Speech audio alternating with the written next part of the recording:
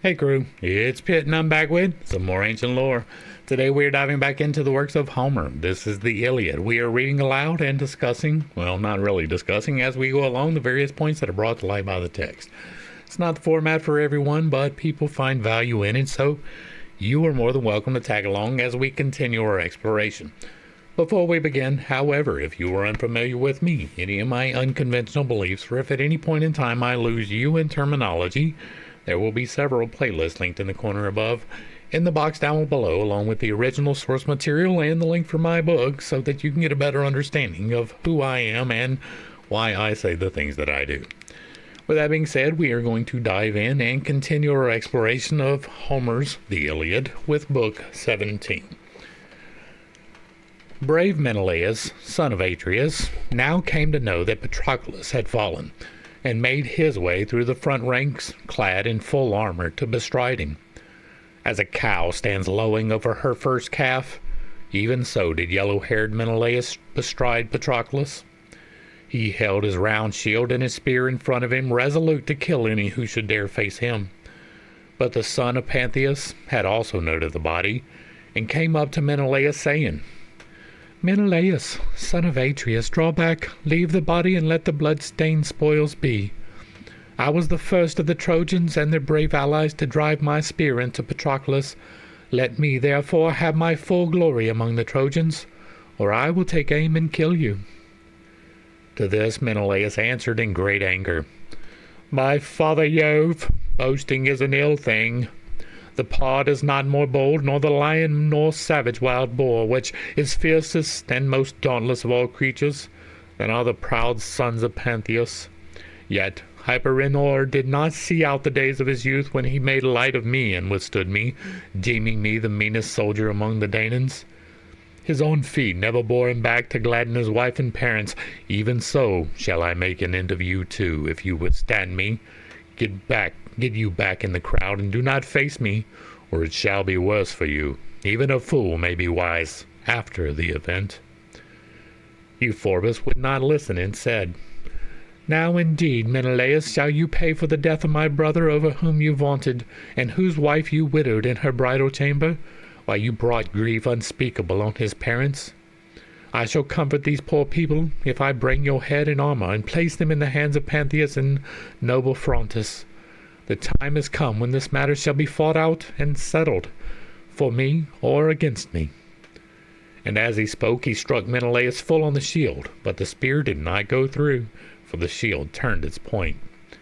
Menelaus then took aim, praying to Father Jove as he did so. Euphorbus was drawing back, and Menelaus struck him about the roots of his throat, leaning his whole weight on the spear so as to drive it home. The point went clean through his neck, and his armor rang rattling around him as he fell heavily to the ground. His hair, which was like that of the Graces, and his locks, so deftly bound in bands of silver and gold, were all bedrabbled with blood. As one who has grown a fine young olive tree in a clear space where there is an abundance of water, the plant is full of promise, and though the winds beat upon it from every quarter and puts forth its white blossoms till the blast of some fierce hurricane sweep down upon it and level it with the ground, even so did Menelaus strip the fair youth, Euphorbus, of his armor after he had slain him. Or, as some fierce lion upon the mountains in the pride of his strength fastens upon the finest heifer in a herd as it is feeding, first he breaks her neck with his strong jaws, and then gorges on her blood and entrails. Dogs and shepherds raise a hue and a cry against him, but they stand aloof and will not come close to him, for they were pale with fear. Even so, no one had the courage to face valiant Menelaus. The son of Atreus would have then carried off the armor of the son of Pantheus with ease, had not Phobos Apollo been angry, and in the guise of Mentes, chief of the Cicons, incited Hector to attack him. "Hector," said he, "you are now going after the horses of the noble son of Aeacus, but you will not take them. They cannot be kept in hand and driven by mortal man, save only by Achilles, who is son to an immortal mother. Meanwhile, Menelaus, son of Atreus, has bestridden the body of Patroclus, and killed the noblest of the Trojans, Euphorbus, son of Pantheus, so that he can fight no more. The god then went back into the toil and turmoil, but the soul of Hector was darkened with a cloud of grief. He looked among the ranks and saw Euphorbus lying on the ground, with the blood still flowing from his wound, and Menelaus stripping him of his armor. On this he made his way to the front like a flame of fire, clad in his gleaming armor, and crying with a loud voice. When the son of Atreus heard him, he said to himself in dismay, "Alas, what shall I do? I may not let the Trojans take the armor of Patroclus, who has fallen fighting on my behalf, lest some Danaan who sees me should cry shame upon me. Still, if for my honor's sake I fight Hector and the Trojans single-handed, they will prove too many for me, for Hector is bringing them up in force. Why, however should I thus hesitate? When a man fights in despite of heaven with one whom a god befriends, he will soon rue it. Let no Danaan think ill of me if I give place to Hector, for the hand of heaven is with him. Yet if I could find Ajax, the two of us would fight Hector in heaven too, if we might only save the body of Patroclus for Achilles, son of Peleus. This, of many evils, would be the least." While he was thus in two minds, the Trojans came up to him with Hector at their head. He therefore drew back and left the body, turning about like some bearded lion who is being chased by dogs and men from a stockyard with spears and hue and cry. Whereon he is daunted and slinks off sulkily. Even so did Menelaus, son of Atreus, turn and leave the body of Patroclus. When among the body of his men, he looked around for mighty Ajax, son of Telamon, and presently saw him on the extreme left of the fight, cheering on his men and exhorting them to keep on fighting, for Phoebus Apollo had spread a great panic among them. He ran up to him and said, "Ajax, my good friend, come with me at once to dead Patroclus, if so be that we may take the body to Achilles. As for his armor, Hector already has it." These words stirred the heart of Ajax, and he made his way among the front ranks, Menelaus going with him. Hector had stripped Patroclus of his armor, and was dragging him away to cut off his head, and take the body to fling before the dogs of Troy.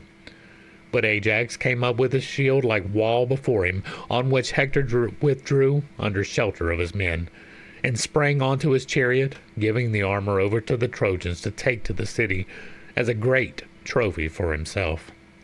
Ajax, therefore, covered the body of Patroclus with his broad shield and bestrode him, as a lion stands over his whelps if hunters have come upon him in a forest when he is with his little ones. In the pride and fierceness of his strength, he draws his knit brows down till they cover his eyes. Even so did Ajax bestride the body of Patroclus, and by his side stood Menelaus, son of Atreus, nursing great sorrow in his heart. Then Glaucus, son of Hippolochus, looked fiercely at Hector and rebuked him sternly. "Hector," said he, "you make a brave show, but in a fight you are sadly wanting. A runaway like yourself has no claim so great a reputation.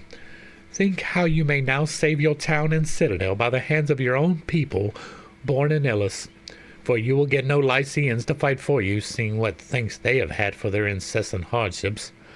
And are you likely, sir, to do anything to help a man of less note, after leaving Sarpedion, who was at once your guest and comrade in arms, to be the spoil and prey of the Danaans?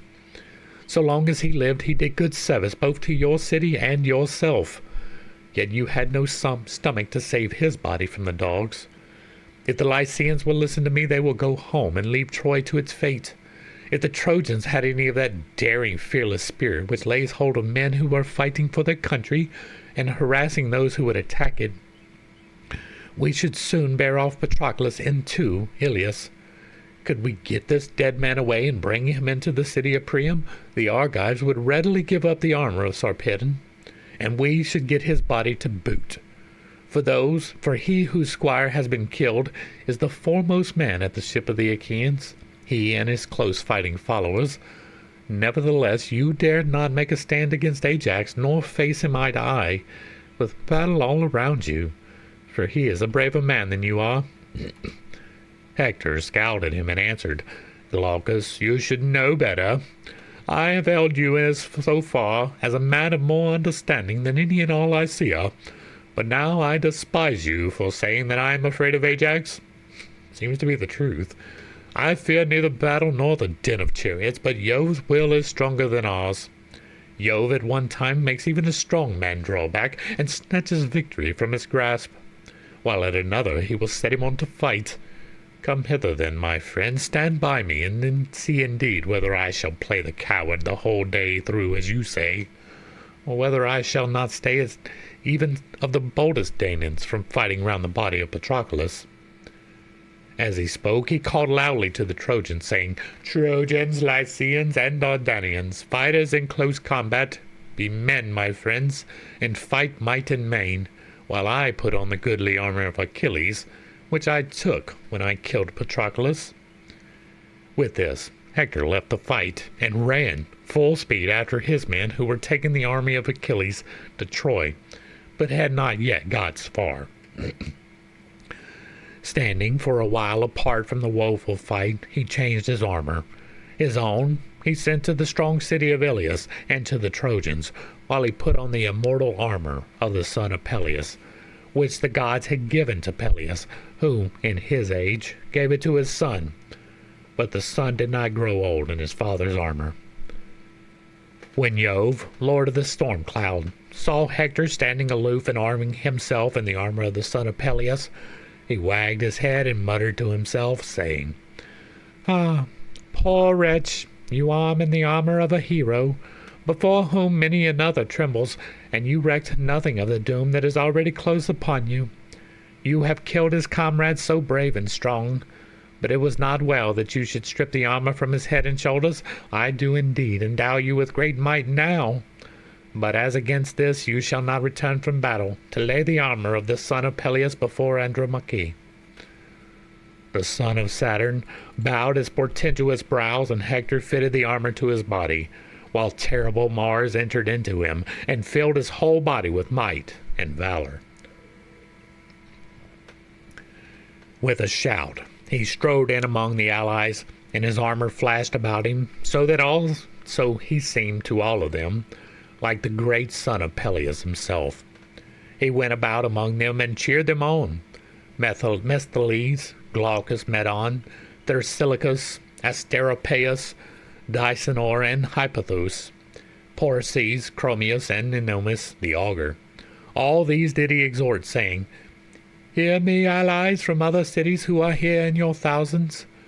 I was not ordered to have a crowd about me that I called you hither from each his several city, but that with heart and soul you might defend the wives and little ones of the Trojans from the fierce Achaeans.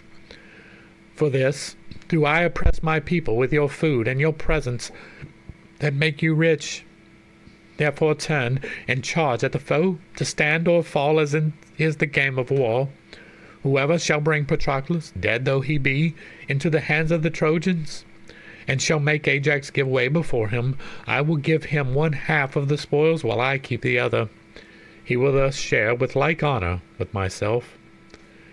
When he had thus spoken, he charged full weight upon the Danaans, with their spears held out before them, and the hopes of each ran high that he should force Ajax, son of Telamon, to yield up the body.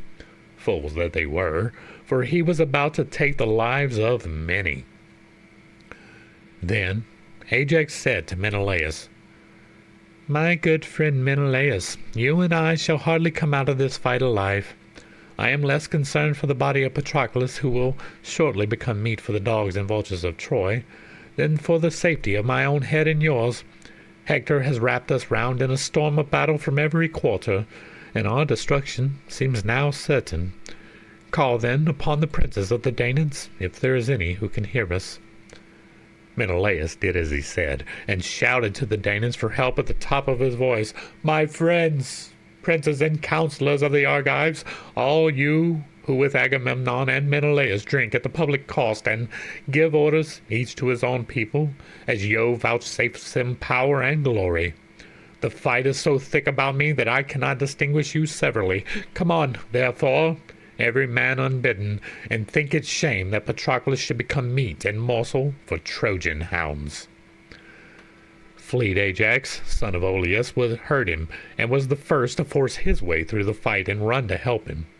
Next came Idomeneus and Meriones, his esquire, peer of the murderous Mars. As for the others that came into the fight after these, who of his own self could name them? The Trojans, with Hector at their head, charged in a body.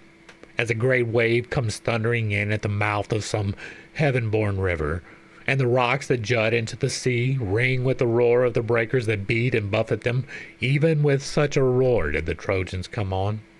But the Achaeans, in singleness of heart, stood firm about the son of Menenidas, and fenced him with their bronze shields. Jove, moreover, hid the brightness of their helmets in a thick cloud, for he had borne no grudge against the son of Menenidas while he was still alive and squire to the descendant of Aeacus. Therefore he was loath to let him fall prey to the dogs of his foes, the Trojans, and urged his comrades on to defend him. At first, the Trojans drove the Achaeans back, and they withdrew from the dead man daunted. The Trojans did not succeed in killing anyone. Nevertheless, they drove the body away. But the Achaeans did not lose it long, for Ajax, foremost of all the Danaans after the son of Peleus, alike in stature and prowess, quickly rallied them, and made towards the front like a wild boar upon the mountains, when he stands at bay in the forest glades, and routs the hounds and lusty youths that have attacked him.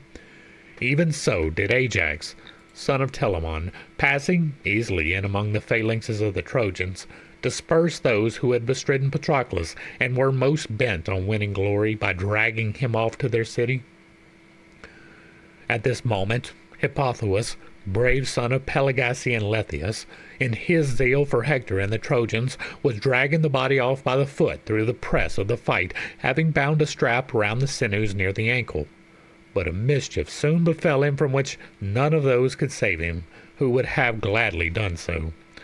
For the son of Telamon sprang forward and smote him on the bronze-cheeked helmet.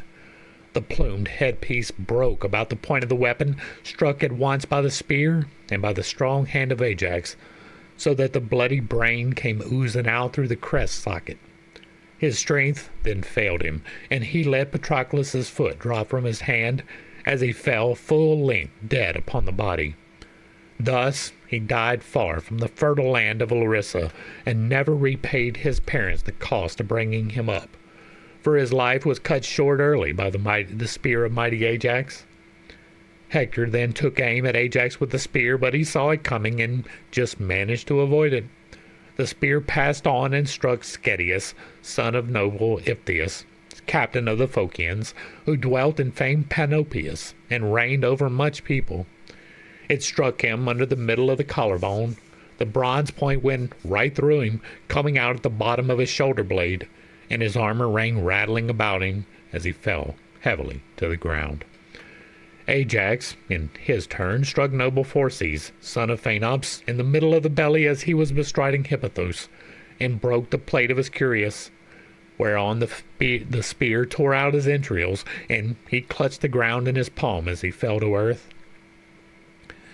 Hector and those who were in the front rank gave ground, while the Argives raised a loud cry of triumph and drew off the bodies of Phorcys and Hippothous, which they stripped presently of their armor. The Trojans would now have been worsted by the brave Achaeans and driven back to Ilus through their own cowardice, while the Argives, so great was their courage and endurance, would have achieved a triumph even against the will of Jove, if Apollo had not roused Aeneas, in the likeness of Periphas, son of Epytus, an attendant who had grown old in the service of Aeneas's aged father, and was at all times devoted to him. In his likeness, then, Apollo said, "Aeneas, can you not manage, even though heaven be against us, to save high Ilus? I have known men whose numbers, courage, and self-reliance have saved their people in spite of Jove. Whereas in this case he would much rather give victory to us than to the Danaans, if you would only fight, instead of being so terribly afraid." Aeneas knew Apollo when he looked straight at him, and shouted to Hector, saying, "Hector, and all the other Trojans and allies, shame on us if we are beaten by the Achaeans and driven back to Ilus through our own cowardice. A god has just come up to me and told me that Jove, the supreme disposer, will be with us. Therefore let us make for the Danaans, that it may go hard with them, ere they beat away dead Patroclus to the ships." As he spoke, he sprang out far in front of the others, who then rallied and again faced the Achaeans. Aeneas speared Leocritus, son of Arispus, the valiant follower of Lycomedes, and Lycomedes was moved with pity as he saw him fall. He therefore went close up and speared Absaon, son of Hephaestus, shepherd of his people, in the liver under the midriff, so that he died. He had come from fertile Paeonia, and was the best man of them all after Astropaeus. Astropaeus flew forward to avenge him and attack the Danaans, but this might no longer be, inasmuch as those about Patroclus were well covered by their shields and held their spears in front of them. For Ajax had given them strict orders that no man was either to give ground or to stand out before the others, but all were to hold well together about the body and fight hand to hand.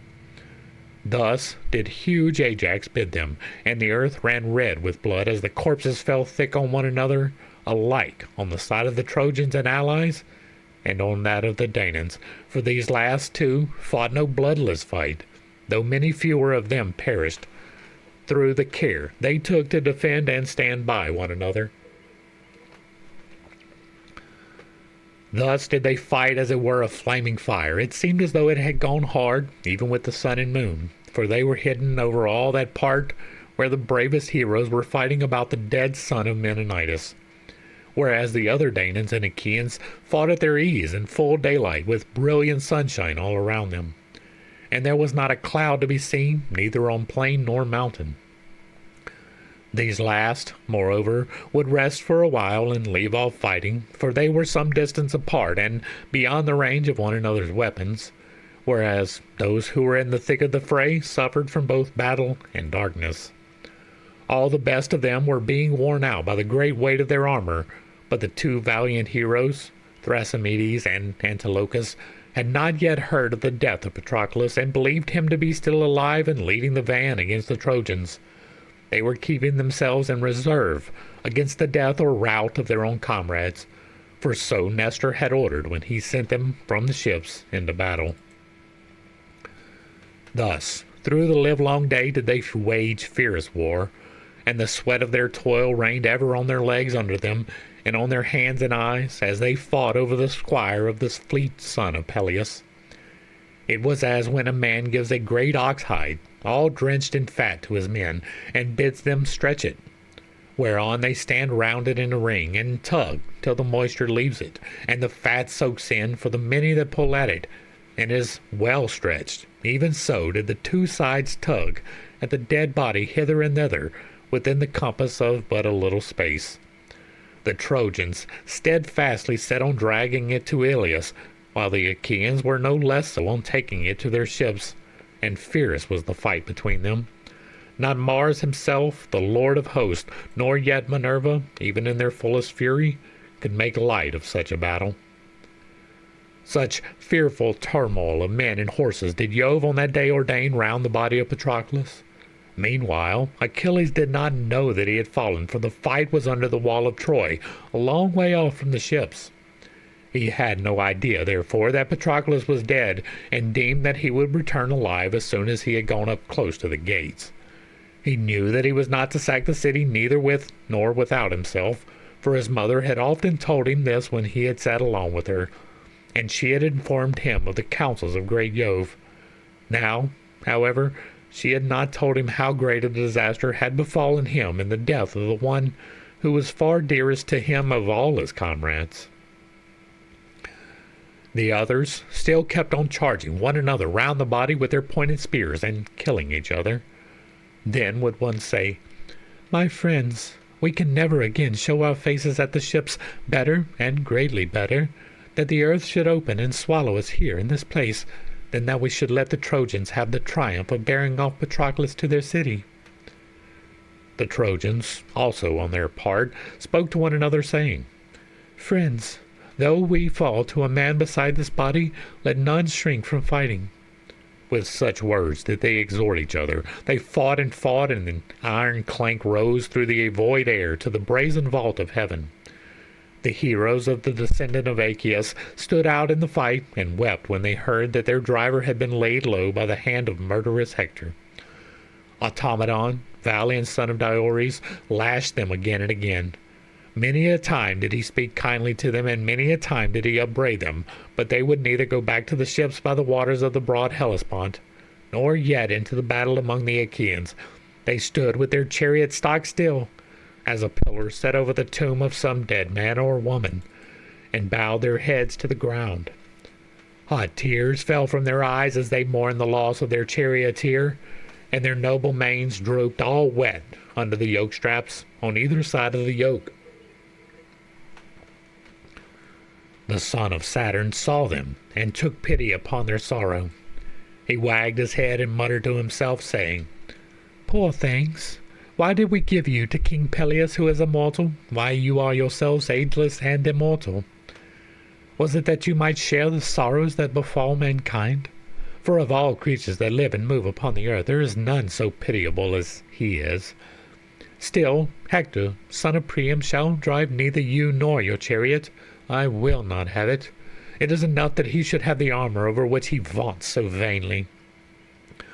Furthermore, I will give you strength of heart and limb to bear Automedon safely to the ships from battle, for I shall let the Trojans triumph still further, and go on killing till they reach the ships, whereon night shall fall and darkness overshadow the land." As he spoke, he breathed heart and strength into the horses, so that they shook the dust from out their manes, and bore their chariots swiftly into the fight that raged between Trojans and Achaeans. Behind them fought Automedon, full of sorrow for his comrade, as a vulture amid a flock of geese. In and out, and here and there, full speed, he dashed amid the throng of the Trojans, but for all the fury of his pursuit, he killed no man, for he could not wield his spear and keep his horses in hand when alone in the chariot. At last, however, a comrade, Alcimedon, son of Laerces, son of Haemon, caught sight of him and came up behind his chariot. "Automedon," said he, "what god has put this folly in your heart and robbed you of your right mind, that you fight the Trojans in the front rank single-handed? He who was your comrade is slain, and Hector plumes himself on being armed in the armor of the descendant of Aeacus." Automedon, son of Diores, answered, "Alcimedon, there is no one else who can control and guide the immortal steeds so well as you can, save only Patroclus, while he was alive, peer of gods in council. Take then the whip and reins, while I go down from the car and fight."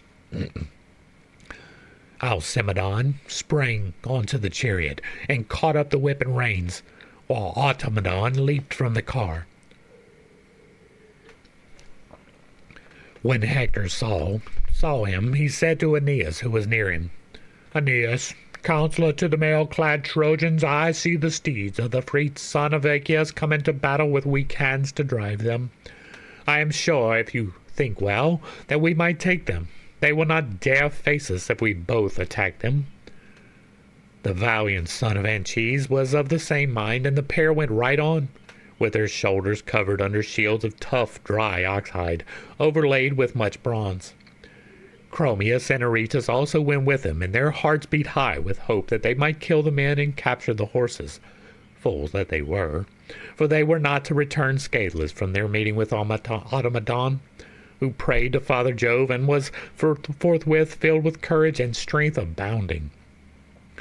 He turned to his trusty comrade Alcimedon and said, "Alcimedon, keep your horses so close up that I might feel their breath upon my back. I doubt that we shall not stay Hector, son of Priam, till he has killed us and mounted behind the horses. He will then either spread panic among the ranks of the Achaeans, or himself be killed among the foremost." On this he cried out to the two Ajaxes and Menelaus, "Ajaxes, captains of the Argives, and Menelaus, give the dead body over to them that are best able to defend it, and come to the rescue of us living, for Hector and Aeneas, who are the two best men among the Trojans, are pressing us hard in the full tide of war.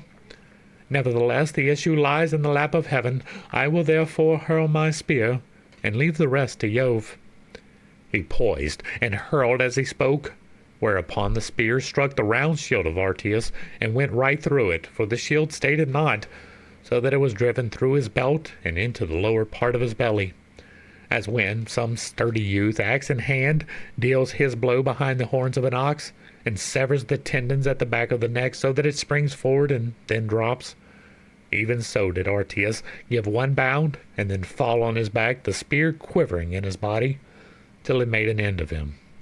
Hector then aimed a spear at Automedon, but he saw it coming and stooped forward to avoid it, so that it flew past him, and the point stuck in the ground, while the butt end went on quivering till Mars robbed it of its force. They would then have fought hand to hand with swords, had not the two Ajaxes forced their way through the crowd when they heard their comrade calling, and parted them for all their fury. For Hector, Aeneas, and Chromius were afraid and drew back, leaving Artius to lie there struck to the heart. Automedon, peer of fleet Mars, then stripped him of his armor and vaunted over him, saying, "I have done little to assuage my sorrow for the son of Menenidas, for the man I have killed is not so good as he was." As he spoke, he took the blood-stained spoils and laid them upon his chariot. Then he mounted the car with his hands and feet all steeped in gore, as a lion that has been gorging upon a bull. And now the fierce, groanful fight again raged about Patroclus, for Minerva came down from heaven and roused its fury by the command of far-seeing Jove, who had changed his mind and sent her to encourage the Danaans. As when Jove bends his bright bow in heaven in token to mankind either of war or of the chill storms that stay men from their labor and plague the flocks, even so, wrapped in such radiant raiment, did Minerva go in among the host and speak man by man to each. First she took the form and voice of Phoenix and spoke to Menelaus, son of Atreus, who was standing near her. "Menelaus," said she, "it will be shame and dishonor to you if dogs tear the noble comrade of Achilles under the walls of Troy. Therefore be staunch and urge your men to be so also." Menelaus answered, "Phoenix, my good old friend, may Minerva vouchsafe me strength and keep the darts off from me. For so shall I stand by Patroclus and defend him. His death has gone to my heart, but Hector is as a raging fire, and deals his blows without ceasing, for Jove is now granting him a time of triumph." Minerva was pleased at his having named herself before any of the other gods. Therefore she put strength into his knees and shoulders and made him as bold as a fly, which, though driven off, will come again and bite it if it can. So dearly does it love man's blood. Even so bold as this did she make him as he stood over Patroclus and threw his spear. Now there was among the Trojans a man named Podes, son of Eetion, who was both rich and valiant.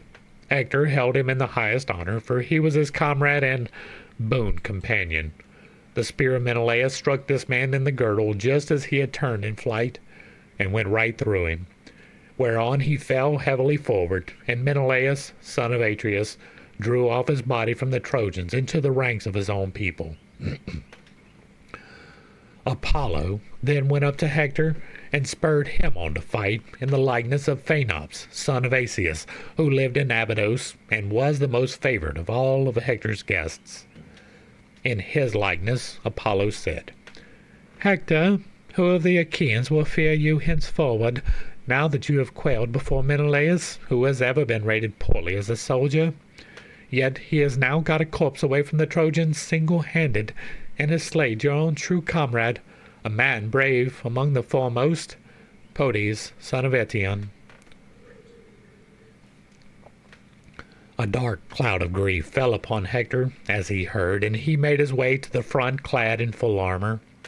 Thereon the son of Saturn seized his bright tasseled aegis and veiled Ida in a cloud.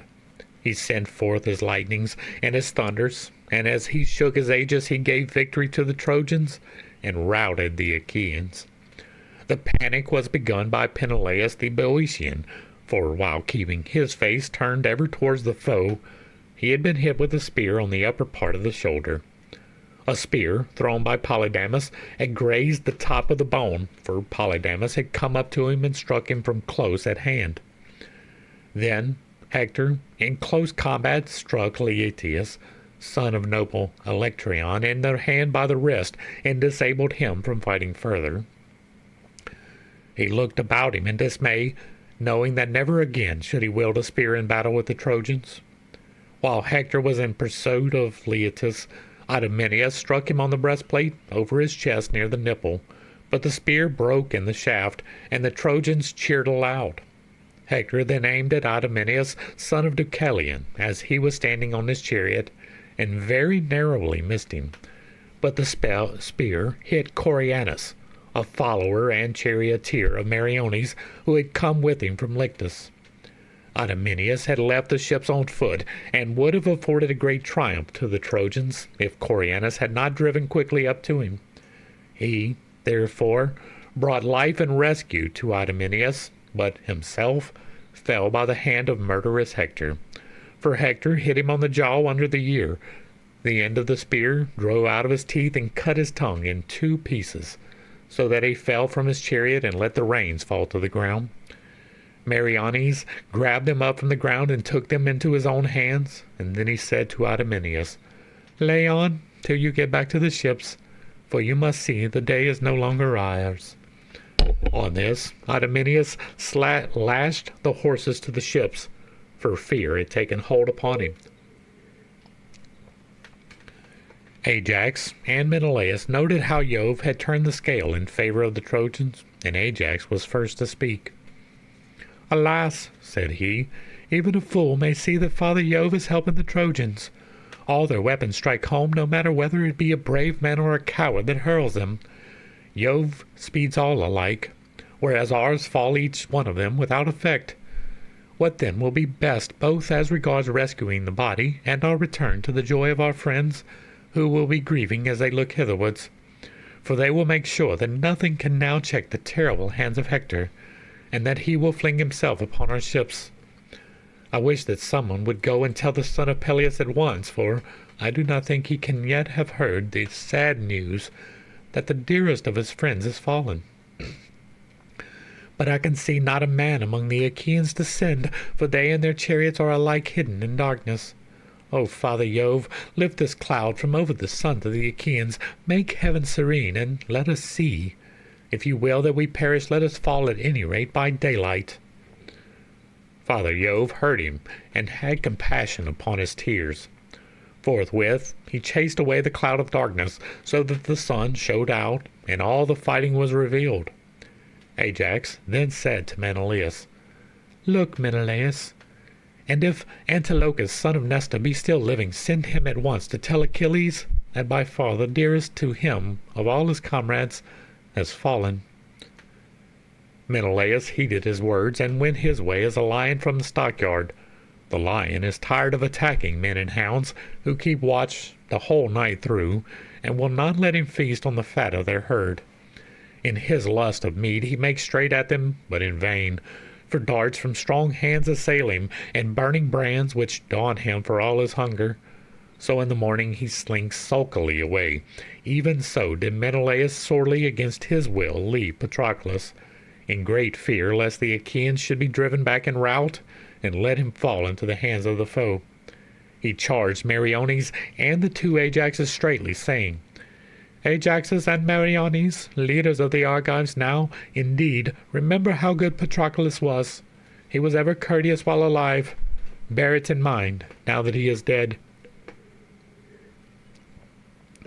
With this, Menelaus left him, looking round him as keenly as an eagle, whose sight, they say, is keener than that of any other bird, however high he may be in the heavens. Not a hare that runs can escape him by crouching under bush or thicket, for he will swoop down upon it and make an end of it. Even so, O Menelaus, did your keen eyes range round the mighty host of your followers, to see if you could find the son of Nestor still alive. Presently Menelaus saw him on the extreme left of the battle, cheering on his men and exhorting them to fight boldly. Menelaus went up to him and said, "Antilochus, come here and listen to sad news, which I would indeed were untrue. You must see with your own eyes that heaven is heaping calamity upon the Danaans and giving victory to the Trojans. Patroclus has fallen, who is the bravest of the Achaeans, and sorely will the Danaans miss him. Run instantly to the ships and tell Achilles that he may come to rescue the body and bear it to the ships. As for the armor, Hector already has it." Antilochus was struck with horror. For a long time he was speechless. His eyes filled with tears, and he could find no utterance. But he did as Menelaus had said, and set off running as soon as he had given his armor to a comrade, Laodocus, who was wheeling his horses round close beside him. Thus, then, did he run weeping from the field to carry the bad news to Achilles, son of Peleus. Nor were you, O Menelaus, minded to succor his harassed comrades when Antilochus had left the Pylians, and greatly did they miss him. But he sent them noble Thrasymedes, and himself went back to Patroclus. He came running up to the two Ajaxes and said, "I have sent Antilochus to the ships to tell Achilles, but rage against Hector as he may, he cannot come, for he cannot fight without armor. What then will be our best plan, both as regards rescuing the dead and our own escape from death amid the battle cries of the Trojans?" And Ajax answered, "Menelaus, you have said well. Do you then, and Meriones stoop down, raise the body and bear it out of the fray, while we two behind you keep off Hector and the Trojans, one in heart as in name, and long used to fighting side by side with one another." On this, Menelaus and Meriones took the dead man in their arms and lifted him high aloft with great effort. The Trojan host raised a hue and cry behind them when they saw the Achaeans bearing the body away, and flew after them like hounds attacking a wounded boar at the loo of a band of young huntsmen. For a while, the hounds fly at him as though they would tear him in pieces, but now and again he turns on them in a fury, scaring and scattering them in all directions. Even so did the Trojans for a while charge in a body, striking with sword and with spears pointed at both the ends. But when the two Ajaxes faced them and stood at bay, they would turn pale, and no man dared press on to fight further about the dead. In this wise did the two heroes strain every nerve to bear the body to the ships out of the fight. The battle raged around them like fierce flames that, when once kindled, spread like wildfire over a city, and the houses fall into the glare of its burning. Even such was the roar and tramp of men and horses that pursued them as they bore Patroclus from the field, or as mules that put forth all their strength to draw some beam or great piece of a ship's timber down a rough mountain track, and they pant and sweat as they go. Even so did Menelaus and pant and sweat as they bore the body of Patroclus. Behind them, the two Ajaxes held stoutly out, as some wooded mountain spur that stretches across a plain will turn water and check the flow even of a great river. Nor is there any stream strong enough to break through it. Even so did the two Ajaxes face the Trojans and stem the tide of their fighting, though they kept pouring on towards them, and foremost among them all was Aeneas, son of Anchises, with valiant Hector. As a flock of daws or starlings fall to screaming and chattering when they see a falcon, foe to all small birds, come soaring near them, even so did the Achaean youth raise a babel of cries as they fled before Aeneas and Hector, unmindful of their former prowess. In the rout of the Danaans, much goodly armor fell around about the trench, and of fighting there was no end. And that is going to bring us to the end of Book 17. Hopefully I brought a little bit of enlightenment and not too much confusion, because I didn't have a whole lot to add. I have a tendency to step on toes when I relate my unconventional beliefs, but I didn't have to do that today. There's not a whole lot to me to add to this, right? This is just a reading into the record so that we understand the history, right? I always thought I knew the Iliad. Now I will actually know the Iliad. That is the whole point of doing this. And so, if you like what I'm doing, let me know down below. Give me a like, a share, a follow. Throw me a comment if you agree or disagree with anything that was said. Put it in the box down below, and if it remains respectful, it gets to remain up.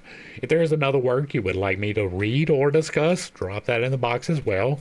And if you really like what I'm doing over here, hit me with that super thanks. with a membership or check out my book. The link is provided in the description down below. To the crew, thanks for hanging out. I appreciate every single minute that you are here with me, and I am praying for you every single day. Until next time, I love you. God loves you. You are perfect, whole, and complete, just the way that you are. And this has been Pitt's Take. Peace.